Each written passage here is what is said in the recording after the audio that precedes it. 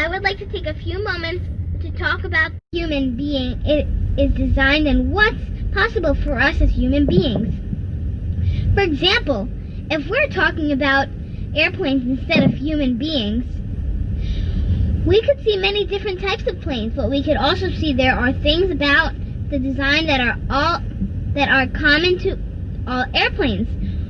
We're saying that there's a certain commonality to the design of the human beings. Human being is design, and with that understanding, the insight come a lot of power and ability that you wouldn't otherwise have. Let's look at the knowing of the design principles of something that allows you for example, take the automobile. If what you knew about the automobile was there as a steering wheel, gas, radio, window, and air conditioning, and that's about all you knew. And if you lifted up the hood and you looked underneath it, you would see dirt and grime. Another person who knew a lot about cars and lifted up a hood would see spark plugs, pistons, carburetors, etc. Let me ask you something. If you were in a parking lot and your car won't start, which person would you want to work on it? You see that having some understanding of the design principles of the automobile gives you some access to having a car that works, some facility, some mastery, some power and ability as it regards the car. Another example, in 1968, Switzerland had dominated the world of watchmaking for the previous 60 years. The Swiss made the best watches in the world. Anyone who wanted a good watch and accurate which bought a Swiss watch. They were the leaders in watchmaking by an enormous stretch. Yet, by 1980, their market share had collapsed from 65%, where it was in 1968, to less than 10%. By all significant measures, they had been dethroned as the world market leader. What happens? They had run into a paradigm shift, a change in the fundamental rules of watchmaking. The mechanical mechanism gave way to electronics. Everything the Swiss were good at was irrelevant to the new way. The Swiss themselves had invented the electronic quartz movements. Everybody knew that the world was flat.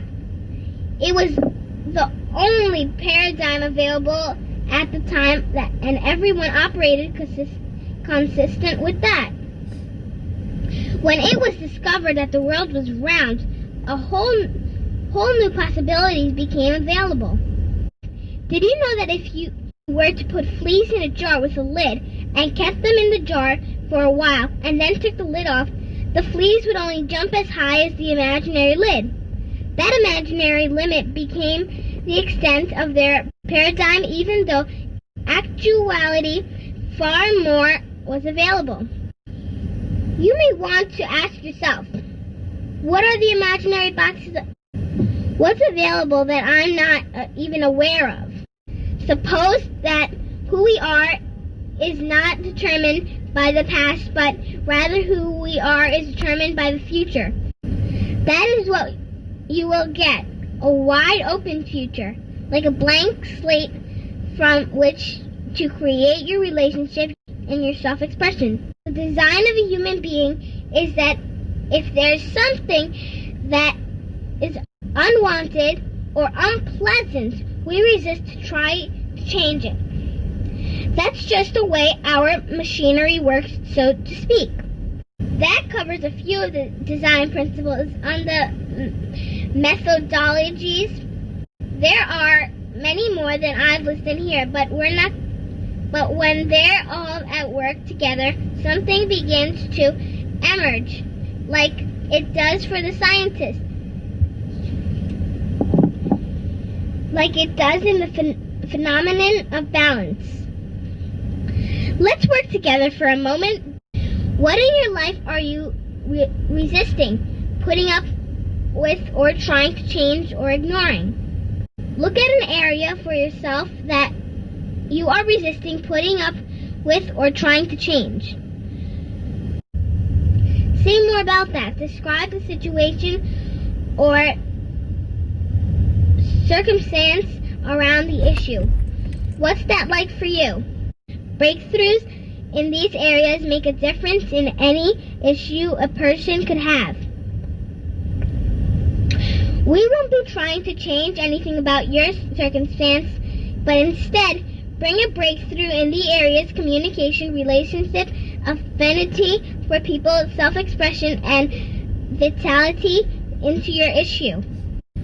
Would having a new ability to express yourself or relate or communicate make a difference in your issue?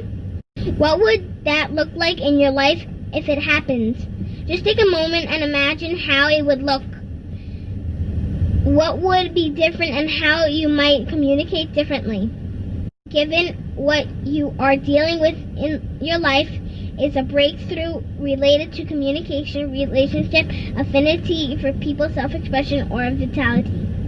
You can even get a lot more than that, because you will be taking action in your life in areas where in the past you may have been stopped by those same thoughts and feeling therefore not had the results you wanted. It may be that taking this kind of action would in and of itself be a breakthrough for you. If you see this opportunity like it was for me, do not stop when you usually stop. Finally, you may have gotten everything you came for.